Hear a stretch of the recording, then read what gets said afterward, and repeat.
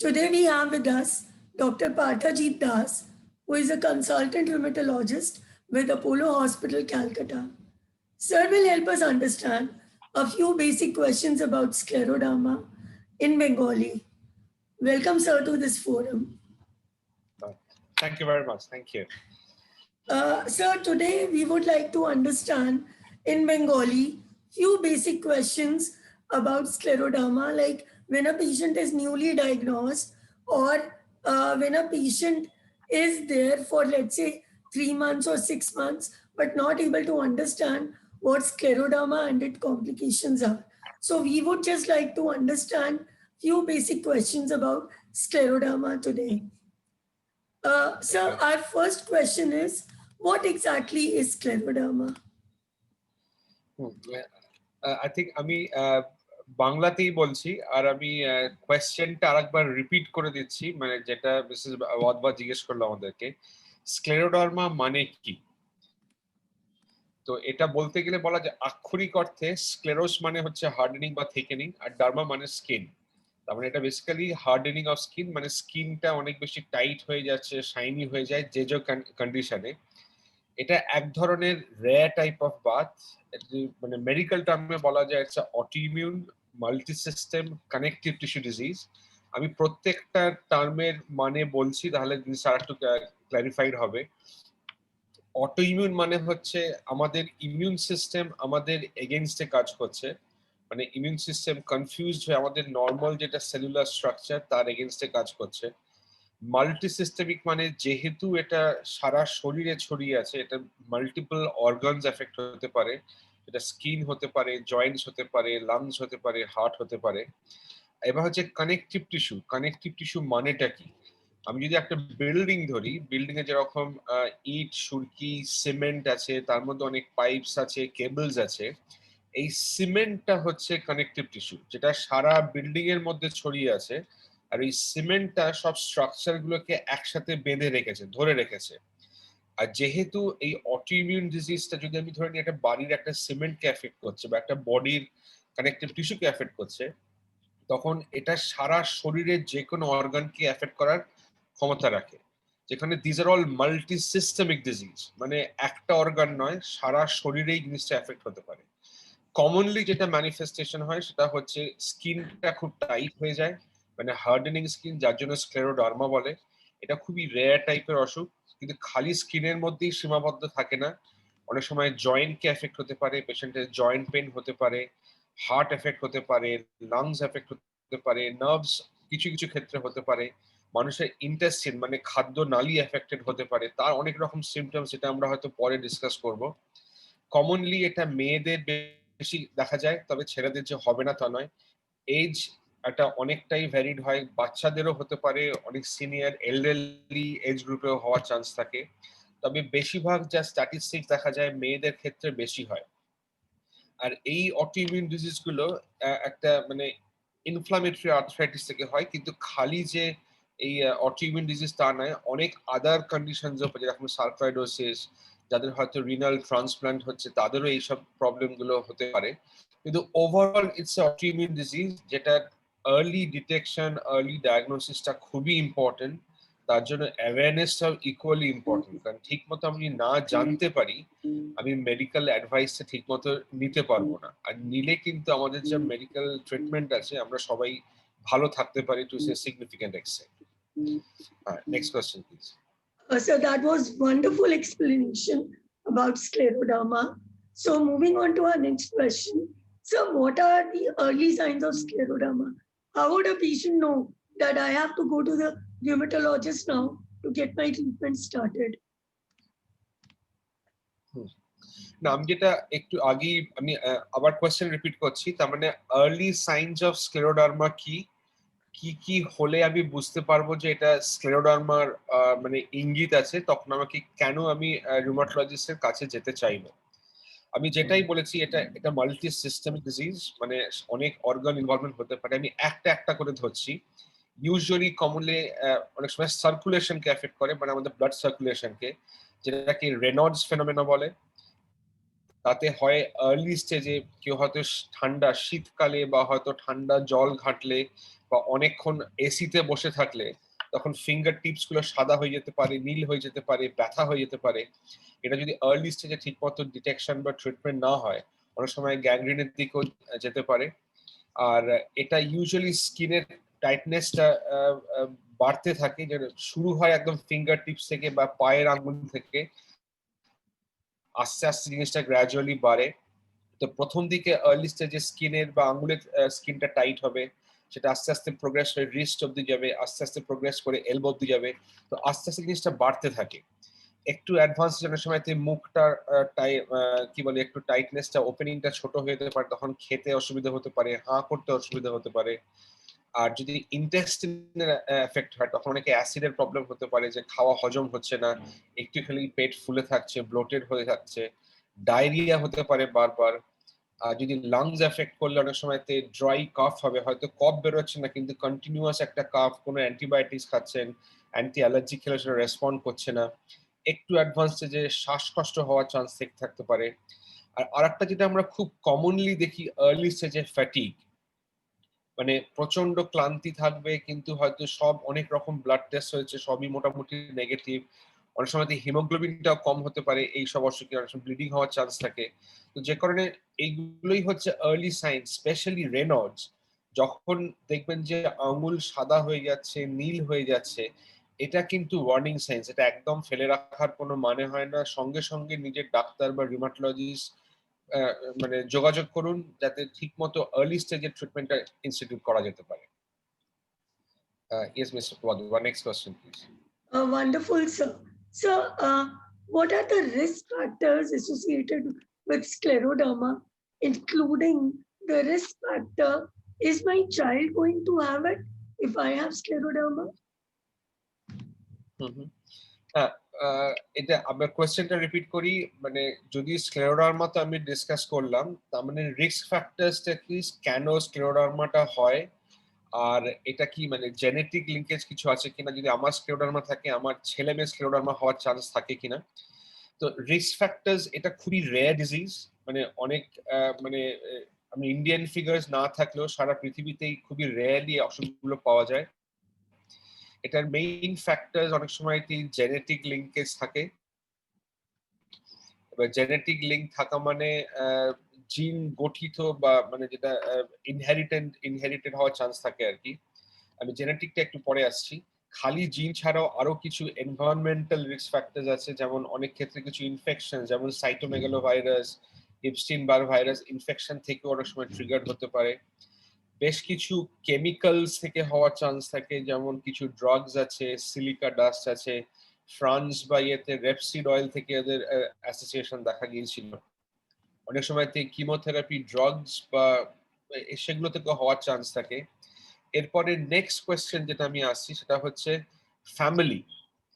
যেহেতু এটা ইনহেরিটেন্সটা খুব স্ট্রং নয়, যেটা রিউমাটয়েড স্ট্রং, স্ক্লেরোডার্মার এই ইনহেরিটেন্সটা অতটা স্ট্রং না হলেও যদি ফ্যামিলিতে কারো স্ক্লেরোডার্মা থাকে তাহলে তার হওয়ার চান্সটা একটু বেশি নর্মাল পপুলেশনের থেকে।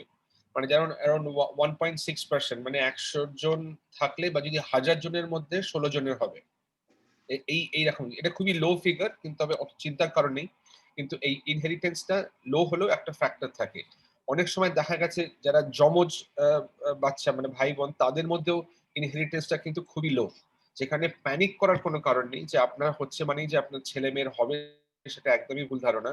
তবে যেহেতু যদি আপনার হয়, আপনার নেক্সট জেনারেশনের হওয়ার চান্সটা একটু কম্পারেটিভলি হায়ার, এটুকুই বলতে পারি। Right, sir. So, what are the complications which are associated with scleroderma? Like we have heard a lot of general practitioners says you have got scleroderma. It's very complicated now. How would you manage? So there are a lot of things floating around like that. Can you throw light on that? হ্যাঁ, next কোয়েশ্চেনটা হচ্ছে স্ক্লেরোডার্মার complications কি কি হতে পারে, বা simple টার্মসে কোন কোন অর্গান এফেক্ট হতে পারে। আমি যেরকম একদম প্রথমেই বলেছি যে scleroderma is a multi systemic disease, মানে অনেক অনেকগুলো সিস্টেম, খালি স্কিন নয়, মাল্টিপল সিস্টেম এফেক্ট হওয়ার চান্স থাকে। আমি একটা একটা করে ধরছি। সব থেকে ইম্পর্টেন্ট আর যেটা ওয়ার্নিং সিমটম হচ্ছে রেনল্ডস ফেনোমেনা, যখন ফিঙ্গার্স গুলো সাদা হয়ে যাচ্ছে, নীল হয়ে যাচ্ছে। এটা যখন হওয়ার আর্লি স্টেজেই ট্রিটমেন্ট হওয়ার দরকার, কারণ যদি নেগলেক্টেড হয় আমরা অনেক সময় তো দেখি যে আঙুলগুলো গ্যাংগ্রিন হয়ে যেতে পারে, সিগনিফিকেন্ট ড্যামেজ হওয়ার চান্স থেকে, সেটা হাতেও হতে পারে, পায়েও হতে পারে। তারপরে হচ্ছে স্কিন টাইটনেস। এটা হচ্ছে আস্তে আস্তে আঙুল থেকে শুরু হবে বা পায়ের আঙুল থেকে শুরু হতে পারে, ওটা গ্র্যাজুয়ালি প্রোগ্রেস করবে, এটা নিয়ে সারা শরীরটা ইনভলভ হতে পারে। একটা স্টেজ যে মানে হাত মুঠো করতে অসুবিধা হতে পারে, নর্মাল হাতের ফাংশন লুজ করতে পারেন, মুখটা যদি ঠিক মতো না খুলতে পারেন, স্কিনের মানে ফেসিয়াল স্কিন যখন ইনভলভমেন্ট হবে তখন হাঁ করতে পারবেন না, তখন সবসময় একটা টাইটনেস থাকবে, অস্বস্তি থাকতে পারে। এবার স্কিন যদি আমি ইন্টেস্টিনে আসি, এটা অ্যাসিড রিফ্লাক্স হবে, মুখ শুকিয়ে যেতে পারে। এই মুখ শুকিয়ে গেলে তখন দাঁতের হাইজিনটা খুব সিগনিফিকেন্টলি এফেক্টেড হয়ে যায়। আর একটা কন্ডিশনকে বলা হয় ব্যাকটেরিয়াল ওভারগ্রোথ সিনড্রোম। তাতে একটু খেলেই বদহজম হওয়ার চান্স থাকে, বারবার লুজ মোশন, ডায়রিয়া হতে পারে, যেখানে বারবার অ্যান্টিবায়োটিক্স কোর্স দিতে হয়, পেটে ব্যথা, ব্লোটিং এগুলো হওয়ার চান্স থাকে। আর একটা সিগনিফিকেন্ট কমপ্লিকেশনস হচ্ছে লাংসটা যখন এফেক্টেড হয় তখন লাংসটা আস্তে আস্তে শুকিয়ে যায়, লাং ফাইব্রোসিস বলে। এবার ফাইব্রোসিস হলে লাংসের ভলিউমটা কমে যায়, তখন শ্বাসকষ্ট হতে পারে, একটু হাঁটাহাঁটি করলেই শ্বাসকষ্ট বা কাশি ফাশি হওয়ার চান্স থাকে। আর ফাইব্রোসিস হলে তখন ইনফেকশন হওয়ার চান্সটা অনেক বেশি থাকে। যখনই একটা এফেক্টেড লাং টিস্যু থাকছে তখন সেটা রিস্ক অফ ইনফেকশন, কারণ লাংসটাই হচ্ছে আমাদের একটা door of entry of infection. মানে লাংস এর থ্রু দিয়ে, ইন্টেস্টিনের থ্রু দিয়ে প্রচুর ইনফেকশন আমাদের শরীরের মধ্যে ঢোকে, যেখানে লাংসে এফেক্টেড হলে রিস্ক অফ ইনফেকশনটা অনেকটাই বাড়ে।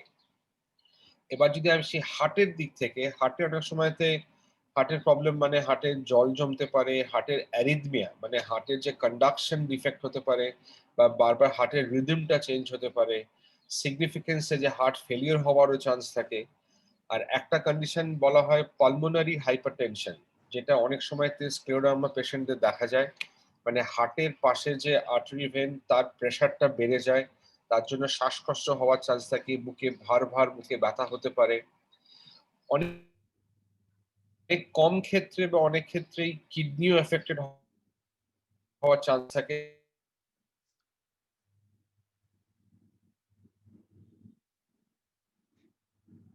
স্ক্লেরোডার্মা রিনাল ক্রাইসিস বলে মর্টালিটিও হাই, মানে যদি ঠিকমতো কন্ট্রোল আর্লি স্টেজে না করা যায়, অনেক ওষুধ আছে যেটা খুব সিগনিফিকেন্টলি ভালোভাবেই কন্ট্রোল করা যেতে পারে। কিন্তু এই প্রবলেমগুলো যদি হয়, যদি কারোর ব্লিডিং হচ্ছে বা কোনো হয়তো র্যাশ বেরোচ্ছে, ব্লাড প্রেশারটা বেশি থাকছে, হয়তো ব্লাড টেস্টে কিডনি ফাংশনটা আস্তে আস্তে খারাপের দিকে যাচ্ছে, এইগুলো কিন্তু ইমিডিয়েট ওয়ার্নিং সাইন্স। তখন কিন্তু আপনার রিউমাটোলজিস্টের পরামর্শ খুব শীঘ্রই নিতে হবে। রেয়ারলি অনেক সময় লিভার প্রবলেম হতে পারে, বা ইনফেকশন রিস্ক, যেটা আমি বললাম যে ইনফেকশন রিস্ক হওয়ার একটা চান্স থাকে, যেখানে অ্যাডিকুয়েটলি ভ্যাকসিনেশন নেওয়ারও মানে প্রসঙ্গ আসছে। সেটা আমি পরেও আর একবার ডিসকাস করে নেবো, ভ্যাকসিনেশন কি করতে হবে না করতে হবে। এইগুলোই ওভারঅল, যেহেতু মাল্টি সিস্টেমিক ডিজিজ, প্রত্যেকটা সিস্টেম এফেক্টেড হওয়ার চান্স থাকে, আর এফেক্টেড হলে সিগনিফিকেন্টলি ড্যামেজও হওয়ার চান্স থাকে, যে কারণে আর্লি স্টেজে ডিটেকশন হওয়াটা খুবই দরকার, যেখানে ট্রিটমেন্ট করলে আপনি ভালো থাকার চান্সও আছে। Right, sir. So, what are the various tests which are there to confirm scleroderma? And another question related to this is, if my blood test is negative, can I still have scleroderma? না, this is a very good question. Next কোয়েশ্চেনটা হচ্ছে, আমরা তো জানলাম scleroderma কি কি কি organ effect করে। নেক্সট কোয়েশ্চেনটা হচ্ছে কি টেস্ট করে আমি বুঝতে পারবো আমার স্ক্লেরোডার্মা আছে কিনা। আর যদি আমার ব্লাড টেস্ট নেগেটিভ থাকে তাহলে কি আমার স্ক্লেরোডার্মা হতে পারে? এটা একটা ইম্পর্টেন্ট কোয়েশ্চেন আর ইম্পর্টেন্ট কনসেপ্ট। সব থেকে আগে বলে রাখি, এই সব রেয়ার ডিজিজের কোনো ডেফিনিটিভ টেস্ট হয় না, যে কারণে আমরা সবকিছু আমাদের দেখতে হয় ক্লিনিক্যাল ম্যানিফেস্টের, মানে হিস্ট্রি কি হলো, কি কোন কোন অর্গান এফেক্টেড হচ্ছে, যেরকম রেনল্ডস হচ্ছে বা জয়েন্ট সিমটমস হচ্ছে, জয়েন্টে ব্যথা হচ্ছে। কিছু ব্লাড টেস্ট আছে যেটাকে অ্যান্টি নিউক্লিয়ার অ্যান্টিবডি বলা হয়। এবার এএনএ টেস্ট হলে আরো কিছু টেস্ট আছে, যেরকম সেন্ট্রোমিয়ার আছে, SCL70 আছে। আমি ব্লাড টেস্টের ডিটেলসে একদমই যাচ্ছি না, কিন্তু অনেক ক্ষেত্রে এই টেস্টগুলো যদি পজিটিভ হয়, ডেফিনেটলি হ্যাঁ আমরা ডায়াগনোসিস করতে সক্ষম হব। অনেক ক্ষেত্রে কিন্তু এই টেস্ট নেগেটিভও থাকতে পারে। আর এইসব টেস্ট নেগেটিভ থাকলেও যে অসুখ হবে না তা নয়। যেখানে ক্লিনিক্যাল ডায়াগনোসিসটা সব থেকে বেশি ইম্পর্টেন্ট। যদি যে ওয়ার্নিং সিমটমস গুলো আমরা ডিসকাস করলাম, এই সিমটমস থাকলেই সঙ্গে সঙ্গে ডাক্তারের পরামর্শ নিন। ডায়াগনোসিসটা ঠিক মতো করতে হবে, শুধু ব্লাড টেস্ট নয়। যে অর্গান গুলো আমি বললাম এফেক্ট হতে পারে, সেই অর্গানের ডেডিকেটেড টেস্ট করতে হবে। যেমন চেস্ট এক্সরে করতে হবে, লাংসের সিটি করতে হবে যদি লাং ইনভলভমেন্ট থাকে, হার্টে স্ক্যান করতে হবে যদি হার্টের কোনো প্রবলেম পাওয়া যায়। তো সব রকম টেস্ট করে আমাদের ডায়াগনোসিসটা কনফার্ম করতে হয়, আর কনফার্ম করার পরেই তারপর ট্রিটমেন্টটা স্টার্ট করতে পারলে ভালো। আর এখনকার আমাদের মেডিকেল রিসার্চ যা ট্রিটমেন্ট অফার করেছে, তাতে কিন্তু ট্রিটমেন্ট করলে আপনি অনেকটাই ভালো থাকতে পারবেন। Right, sir. So our next question is, there are two types of scleroderma we hear about, diffused and systemic. What is the difference between these two? না, নেক্সট কোয়েশ্চেনটা হচ্ছে স্ক্লেরোডার্মা অনেক টাইপের হয়। একটা হচ্ছে লিমিটেড কিউটেনিয়াস স্ক্লেরোসিস, একটা হচ্ছে ডিফিউজ কিউটেনিয়াস স্ক্লেরোসিস। এই দুটোর মধ্যে ডিফারেন্সটা কি? আমি সেটা বলতে বলি যে এখন আমি যখন প্রথমেই বললাম যে ডিজিজটা আস্তে আস্তে শুরু হয়, ডিজিজটা স্প্রেড করে। এবার লিমিটেড কিউটেনিয়াস স্ক্লেরোসিস হচ্ছে একটু আর্লি স্টেজে, বা দুটো ভ্যারিয়েন্টও হয়, এটা ঠিক আর্লি স্টেজ বলা ঠিক হবে না। লিমিটেড কিউটেনিয়াস স্ক্লেরোসিস মানে আপনার স্কিন ইনভলভমেন্ট একটু লিমিটেড। তার মানে স্কিন ইনভলভমেন্ট যখন আমরা দেখি কুনুইয়ের নিচে, আর পায়ে যদি হাঁটুর নিচে স্কিনটা থিকেন্ড হয়, মানে একদম প্রথম দিকে হয়তো হাত হলো, তারপরে রিস্ট হলো, তারপরে আস্তে আস্তে ফোর আর্ম হলো, এলবো হলো, আর্ম গেল, শোল্ডার গেল, আস্তে আস্তে বাড়তে থাকে। আর অনেক ক্ষেত্রে এই লিমিটেড কিউটেনিয়াসে এটা ওই লিমিটেড স্কিনেই থাকে, অন্যান্য অর্গানের কমপ্লিকেশনস হতে পারে। যেখানে লিমিটেড কিউটেনিয়াসে হচ্ছে স্কিন ইনভলভমেন্টটা হাতে হবে কুনুইয়ের নিচে, আর পায়ে হবে হাঁটুর নিচে। যেখানে ডিফিউজ কিউটেনিয়াস স্ক্লেরোসিসে সারা শরীরটাই গ্র্যাজুয়ালি ইনভলভ হতে পারে। এটা মুখ হতে পারে, চেস্ট হতে পারে, অ্যাবডোমেন হতে পারে, হাত পাও হওয়ার চান্স থাকে। তবে এই দুটো ডিজিজের প্যাটার্নটা একটু ডিফারেন্ট। যদিও স্কিন ইনভলভমেন্টটা একটু লিমিটেড বা ডিফিউজ হলেও, লিমিটেড স্ক্লেরোডার্মাতে কিন্তু কি বলে পালমোনারি হাইপারটেনশন বলে একটা কমপ্লিকেশন হওয়ার চান্স থাকে, যাতে হার্টের পাশে প্রেশারটা বাড়ে, মানে তখন শ্বাসকষ্ট হওয়ার চান্স থাকে, বুকে ব্যথা হতে পারে। আর ডিফিউজ কিউটেনিয়াস স্ক্লেরোসিসে লাং ফাইব্রোসিস, মানে যেটা লাংটা শুকিয়ে যাওয়ার প্রবণতা বেশি থাকে। আর লিমিটেড ডিফিউজ ছাড়াও আরো একটা টাইপ আছে যেটা হচ্ছে লোকালাইজ স্ক্লেরোডার্মা বলে, মরফিয়া, মানে ছোট একটা প্যাচ হলো যেখানে স্কিনটা খুব থিকেন্ড হয়ে গেল। সেটা অনেক সময় ডায়াগনোসিস ডিলেমা হয়, ডিলে হতে পারে, যেখানে ডার্মাটোলজিস্ট বা স্কিন স্পেশালিস্টের হেল্প দরকার হয়, স্কিন বায়োপসি করতে দরকার হতে পারে। এটা আরো দুই একটা ভ্যারাইটি, যেমন লিনিয়ার ভ্যারাইটি আছে। আর একটা আছে যেটা রেয়ারলি হয় আর অনেক সময় মিসড হয়, যেটাকে বলে স্ক্লেরোডার্মা সিনেস্ক্লেরোডার্মা। এই ক্ষেত্রে কিন্তু স্কিনটা খুব একটা এফেক্টেড হয় না, হয়তো পরের দিকে হতে পারে, কিন্তু এদের কিন্তু সার্কুলেশন প্রবলেম, যেমন রেনল্ডসটা হতে পারে, লাং ফাইব্রোসিস হবে, পালমোনারি হাইপারটেনশন হয়, মানে স্ক্লেরোডার্মার কমপ্লিকেশনস গুলো হচ্ছে, কিন্তু স্ক্লেরোডার্মার সিমটমস গুলো থাকবে না। এই 3-4 রকমের টাইপটাই হচ্ছে মেইন, তবে ওভারঅল লিমিটেড আর ডিফিউজটাই বেশি বলা হয়। আর একটা জিনিস আমি বলতে চাইছি এই সূত্রে, যে পালমোনারি হাইপারটেনশন এটা দু রকম হয়। একটা হচ্ছে প্রাইমারি, তার মানে আর কোনো ডিজিজের জন্য হচ্ছে না, আর হচ্ছে সেকেন্ডারি। এই দুটোই হতে পারে স্ক্লেরোডার্মা পেশেন্টদের, যেখানে প্রপার অ্যাসেসমেন্ট, মানে প্রপার হিস্ট্রি এক্সামিনেশন, প্রপার অ্যাসেসমেন্টটা খুবই দরকার। Thank you miss Right. Vardhan. Right, sir.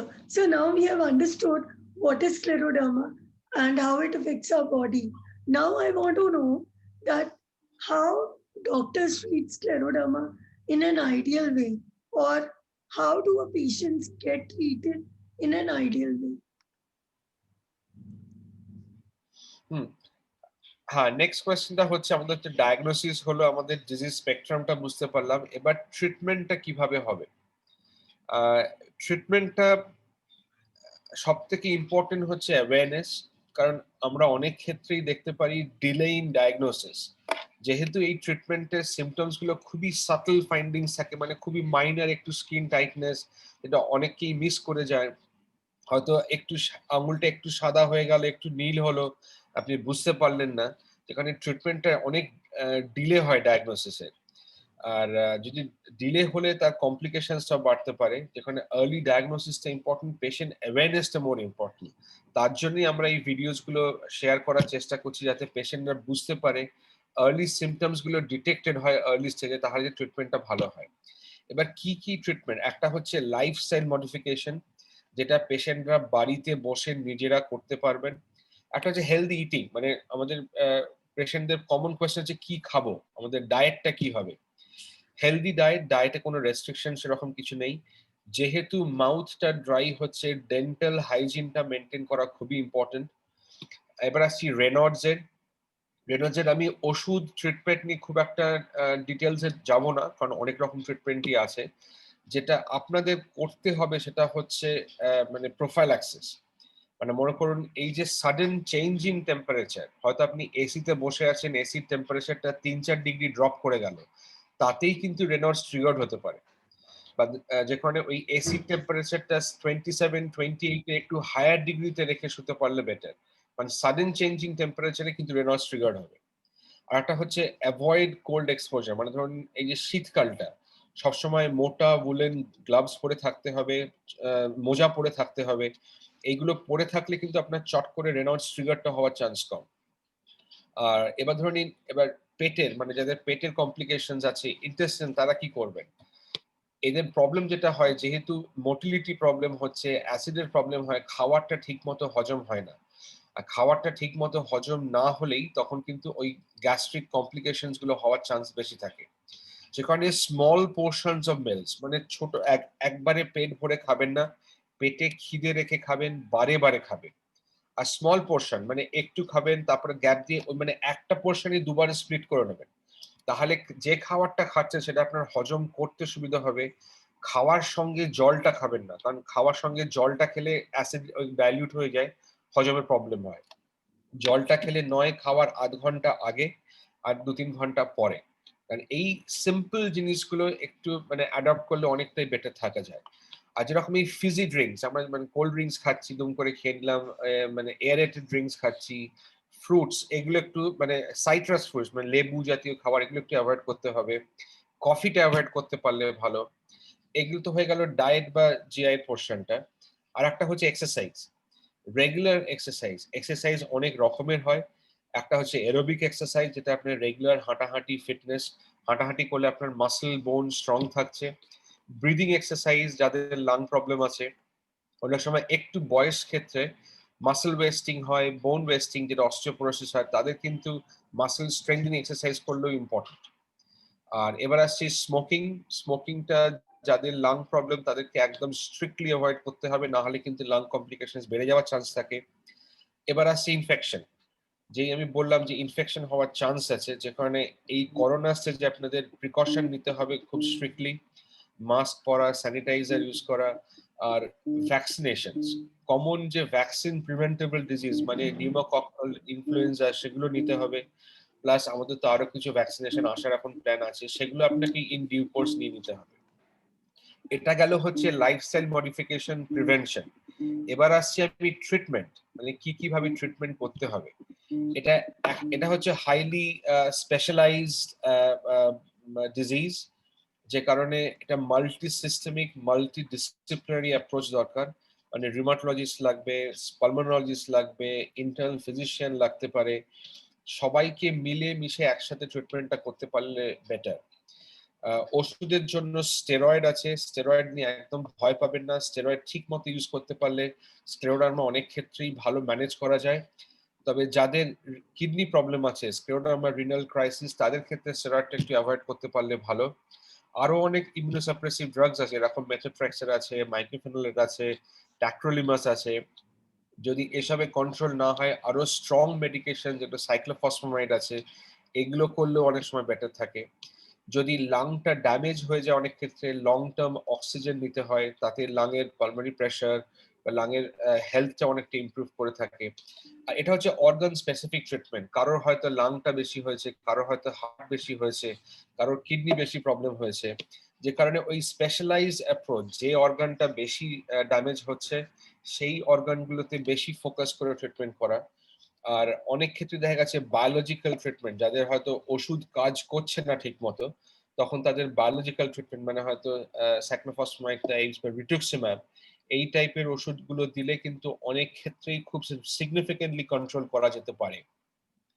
আর আরেকটা জিনিস যেটা, ভ্যাকসিনস নেওয়াটা খুবই ইম্পর্টেন্ট, যেখানে আপনারা নিজেরাই আপনার ডাক্তারদের কাছে যাবেন, গিয়ে জিজ্ঞেস করবেন যে ভ্যাকসিন গুলো নেওয়া, বা নিউমোকক্কাল ইনফ্লুয়েঞ্জি, তারও স্ট্যান্ডার্ড গাইডলাইন্স আছে। এগুলো নিতে পারলে কিন্তু ইনফেকশন রেট কম হবে, আর ইনফেকশন হলে ডিজিজটা ফ্লেয়ার হওয়ার চান্স থাকে, সেই ডিজিজটা ফ্লেয়ার হওয়ার চান্স অনেকটাই কমবে।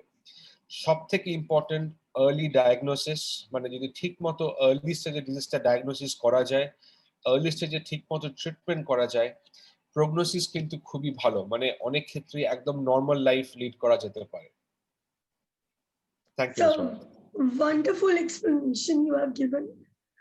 My next question, it's an important question, and I'm sure you also must be getting that question from your patients every day. So, once I've got scleroderma, can it be cured completely? হ্যাঁ, next question হচ্ছে, যদি আমার scleroderma থাকে আমার কি cure হবে? Unfortunately এগুলো হচ্ছে অটোইমিউন ডিজিজ, এর কোনো কিওর নেই। তবে এটা ট্রিটেবল, যেরকম ডায়াবেটিস, থাইরয়েড, এগুলো যেরকম কোনো কিওর হবে না, মানে আপনার এগুলো treatable disease but incurable. Cure করা যাবে না, কিন্তু ওষুধ খেলে আপনি একদম অনেকটাই ভালো থাকবেন। তার জন্যই আর্লি স্টেজে ডিটেকশনটা দরকার। কারণ যদি আপনার এন্ড অর্গান বা কোনো অর্গান ড্যামেজ হয়ে যায়, সেই ড্যামেজটা কিন্তু রিকভার করা মুশকিল। যদি ড্যামেজ হওয়ার আগে যদি ট্রিটমেন্ট আমরা করতে পারি আর্লি স্টেজে, তাহলে কিন্তু একদম নর্মাল লাইফ। অনেক পেশেন্টের প্রথম দিকে ওষুধ শুরু হলো, পরের দিকে আস্তে আস্তে আস্তে ওষুধগুলো অনেক কমে যায়। কিন্তু যদি অনেকটা অর্গান অ্যাডভান্সে চলে যায়, তখন কিন্তু পেশেন্ট অনেক সিগনিফিকেন্ট প্রবলেম হওয়ার চান্স থাকে। যে কারণে এটা ট্রিটমেন্ট আছে, অনেক রকম মেডিকেল রিসার্চে ট্রিটমেন্ট করলে পেশেন্ট ভালো থাকবে, কিন্তু কিওর করা মুশকিল। Right, sir. So, my another question and the last question of the session is, I feel anxious, I feel depressed, I feel overwhelmed. Is it all due to scleroderma? And how can I manage it? না, এটা খুবই important question, আর এটা আমরা খুব commonly কোয়েশ্চেনটা face করি পেশেন্টদের কাছ থেকেও। মানে আমি আর নিতে পারছি না, আমার অসুখটা হয়েছে, আমি অলরেডি ডিপ্রেশন হচ্ছে বা ওভারওয়েলম ফিলিংস হচ্ছে। এটা খালি স্ক্লেরোডার্মা না, এটা যে কোনো ক্রনিক ডিজিজের একটা বিহেভিয়ার। যাদের ডায়াবেটিস আছে, হার্ট ফেলিয়ার আছে, হয়তো কিডনি ফেলিয়ার আছে, হয়তো ডায়ালিসিস চলছে, তারা একটা অত্যন্ত অ্যাংজাইটি, একটা টেনশন, একটা ডিপ্রেশনে ভোগার চান্স থাকে। কিন্তু আমার এই বলার একটাই উদ্দেশ্য, হ্যাঁ হয়তো যে অসুখটা কিওর হবে না, কিন্তু অনেক পেশেন্টের অনেক রকম কমপ্লিকেশনস হয়তো হবে, কিন্তু ঠিক মতো চিকিৎসা করলে পেশেন্টের কিন্তু সিগনিফিকেন্টলি বেটার থাকার পসিবিলিটি আছে। যে কারণে proper education is more important. মানে কি করতে হবে, যদি আপনার কোনো একটা কমপ্লিকেশনস হয়, তার ট্রিটমেন্টটা ঠিক করে করতে হবে, কোন জিনিসটা যেতে হবে, আর ওই কোপিং স্ট্র্যাটেজিস জানতে হবে। মানে খালি ডিপ্রেশন হলেই যে দুঃখে সারা জীবনটা শেষ হয়ে গেল সেটা নয়। অনেক সময় ওষুধ ওষুধ খাওয়া যেতে পারে, বা আরো কোপিং স্ট্র্যাটেজিস, মানে আরো সাপোর্ট গ্রুপ আছে, যেরকম মিসেস বাদভাইরা স্ক্লেরোডার্মা ইন্ডিয়া গ্রুপ মানে ওরা তৈরি করেছেন। আপনারা তাদের কাছে যান, তাদের সাথে ডিসকাস করুন, they are more than happy to help. আর এটা অনেক সময়তেই নিজের মধ্যে লুকিয়ে না রেখে যদি আপনি ডিসকাস করেন, আপনার সমব্যথী যারা, তাদের সাথে ডিসকাস করলে জিনিসটা অনেকটাই ক্লিয়ার হবে। হয়তো ডাক্তারের সাথে আপনার কথা বলতে পারছেন না, হয়তো 10-15 মিনিটের সময়, কিন্তু এই সাপোর্ট গ্রুপগুলো আপনাকে অনেকটাই হেল্প করতে পারবে। তাদের কোথায় কি অসুবিধা, তারা নিজেরাও ভুক্তভোগী, তারা নিজেরাও অনেক পেশেন্টদের হেল্প করছেন। আর শুধু তো পেশেন্ট নয়, পেশেন্টদের ফ্যামিলি মেম্বার্সটাও ইম্পর্টেন্ট। কারণ পেশেন্ট যতটা সাফার করে, পেশেন্টের ফ্যামিলি মেম্বার্সরাও সাফার করছে। যে কারণে শুধু পেশেন্টদের এডুকেশনটা ইম্পর্টেন্ট নয়। আপনার হয়তো মাঝরাতে একটা ক্রাইসিস হলো, তখন আপনি কি করবেন, হঠাৎ করে শ্বাসকষ্ট হলো, তখন কি করবেন এটা আপনারও জানা দরকার, আপনার যে রিলেটিভস আপনার সঙ্গে যারা সারাদিন আছে তাদেরও জানা দরকার, কারণ তারাও কিন্তু অনেকটাই অ্যাংজাইটি ডিপ্রেশনে ভুগছেন এই অসুখটা নিয়ে। তবে হ্যাঁ, যদি আপনার মনে হয় যে এই কোপিং স্ট্র্যাটেজিস, পেশেন্ট এডুকেশন এগুলো নিয়েও আপনার ঠিকমতো আপনি কোপ করতে পারছেন না, তখন হ্যাঁ ওষুধ তো আছে, অ্যান্টি ডিপ্রেসেন্টস আছে, অনেক রকম ওষুধ আছে যেগুলো দিয়ে আপনি অনেকটাই ভালো থাকতে পারবেন। তবে ওভারঅল এই ডায়াগনোসিসটা যদি ঠিক মতো হয়, আপনি যদি স্পেশালিস্ট কেয়ার নেন, প্রপার রুমাটোলজিস্টের কাছে গিয়ে দেখা করবেন, কথা বলবেন, তাহলে কিন্তু আপনি অনেক ক্ষেত্রেই ভালো থাকবেন, সুস্থ জীবনযাপন করতে পারবেন। ধন্যবাদ। Thank you, sir. This was a wonderful session, and I think all our questions are answered, and especially in Bengali, where an expert like you has helped us understand how to deal with scleroderma after listening to all this. Thank you so much, sir. Thank you very much. But Uh, lastly, I would like to, I mean, I'll probably tell this in English as well. Lastly, I'd like to thank you all for creating this Scleroderma India group. I'm quite apprehensive and quite confident that this will help many patients, not only just the doctors, many patients and their relatives. So please do keep up the good work. Thank you very much. Thank you, sir. Sir, any last parting thoughts or any last recommendations you want to give scleroderma patients? হ্যাঁ, যেটা আমি আচ্ছা next হচ্ছে আমি last message কিছু দেওয়ার আছে কিনা আমার পেশেন্টদের জন্য, যেটা আমি বারবার বলে এসেছি, early detection, early diagnosis important. যে কারণে যদি আপনার কোনো রকম সিমটমস থাকে, লোকাল যে রিউমাটোলজিস্ট তার পরামর্শ নেবেন, সময় নষ্ট না করে। অনেকেই আয়ুর্বেদিক, হোমিওপ্যাথি করে অনেকটা সময় নষ্ট করেন, সময় নষ্ট করলে আপনার অর্গান ড্যামেজটা হয়ে যাচ্ছে। অর্গান ড্যামেজ হয়ে গেলে কিন্তু পরের ট্রিটমেন্ট দিলেও পুরোপুরি রেসপন্ড করা খুবই মুশকিল।